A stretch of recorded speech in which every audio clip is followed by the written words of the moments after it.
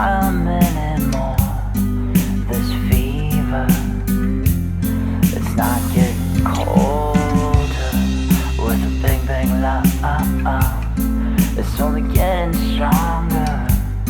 You know it's moving mountains like a weight of paper. Light it up, light on to like a weight of paper. Light it up, light on to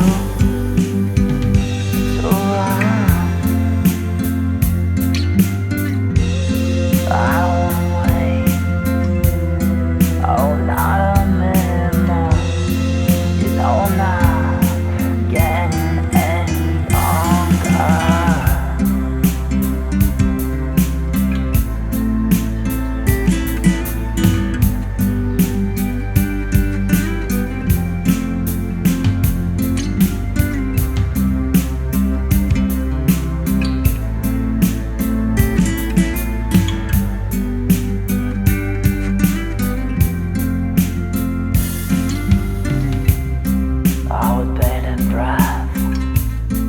Oh, until your face turns blue. This anticipation, it's only growing larger. Light it up, light on to it's only growing larger. Light it up,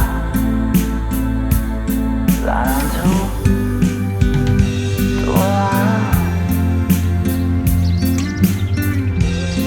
I don't wanna wait. Oh, not a minute more. No.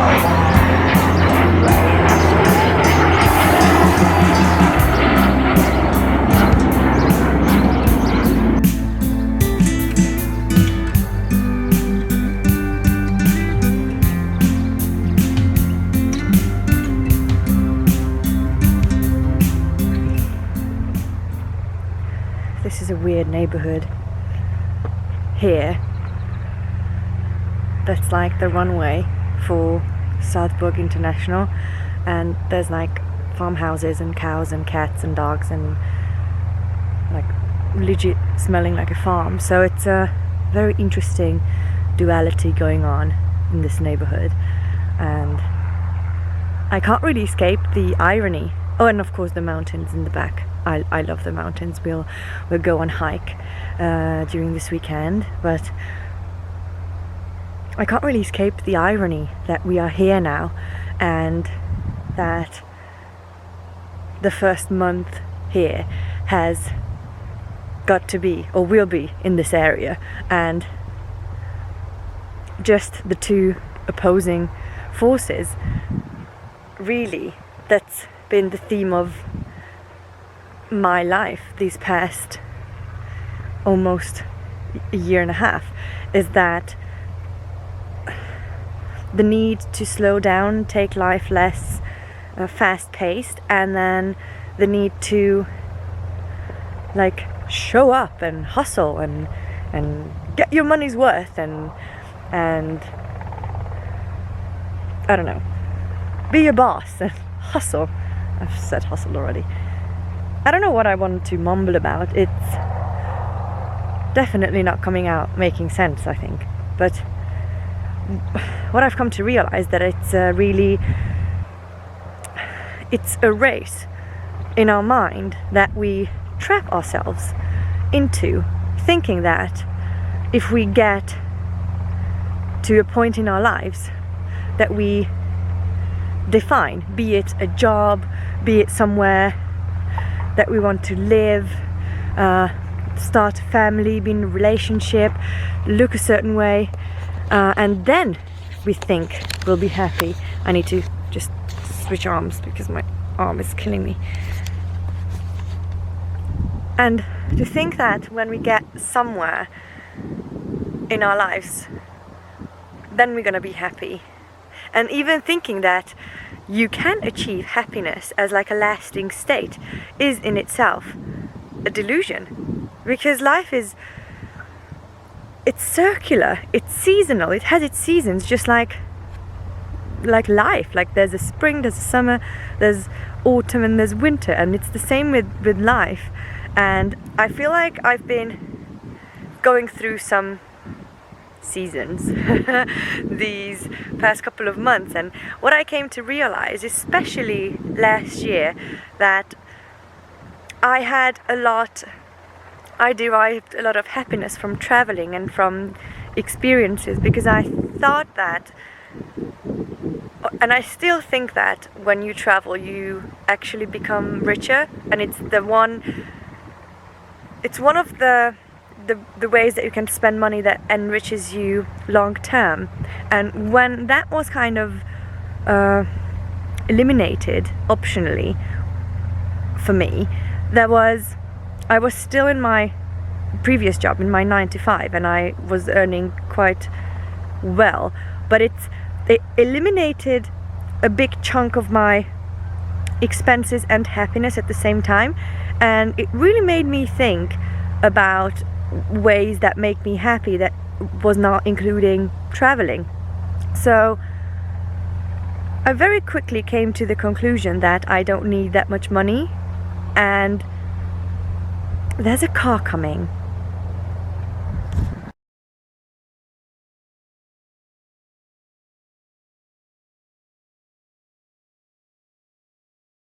Now that there's like less cars behind me, all I wanted to say that I realized that I don't need a lot of money to be happy and to sustain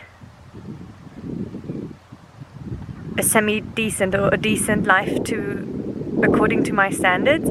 So I quit my job. And what that meant is that I very quickly had to, not very quickly, but I had to come to terms with the fact that I will have to make money on my own terms.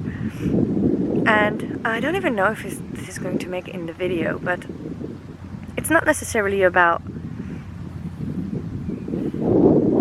money when it comes to happiness. It's about, I think, the level of freedom and agency that you feel over your life.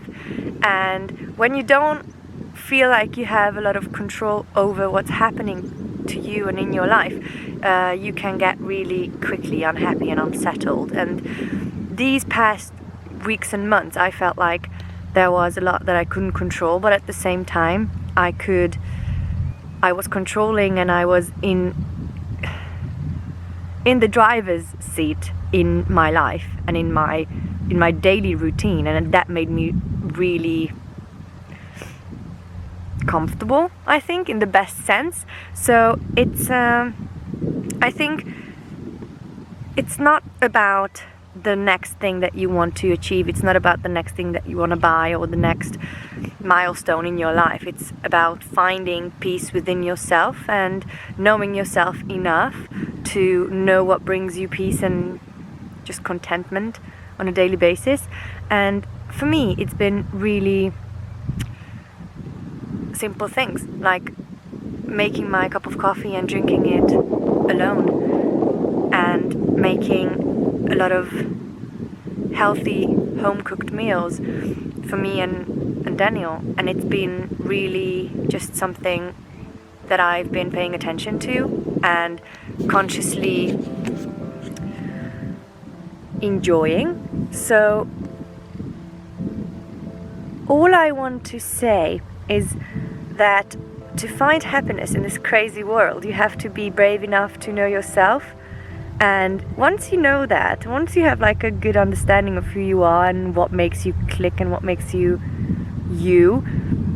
it's very easy to take daily steps towards what you want your life to eventually look like.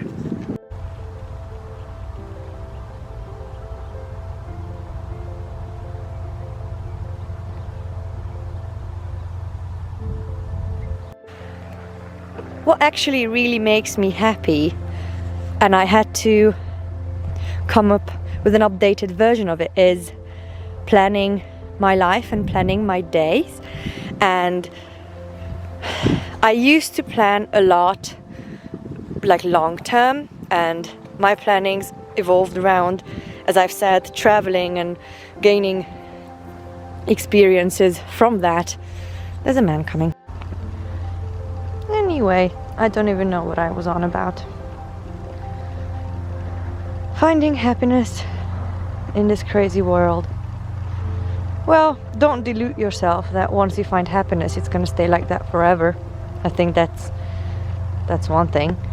But the less anxious you feel on a daily basis, I think the better. And you have to be self-aware to a point where you realize when you're anxious, and you can pinpoint why you're feeling anxious, and taking actions towards eliminating that very thing that makes you anxious on a daily basis is, I think, a good way to start. So, does that help?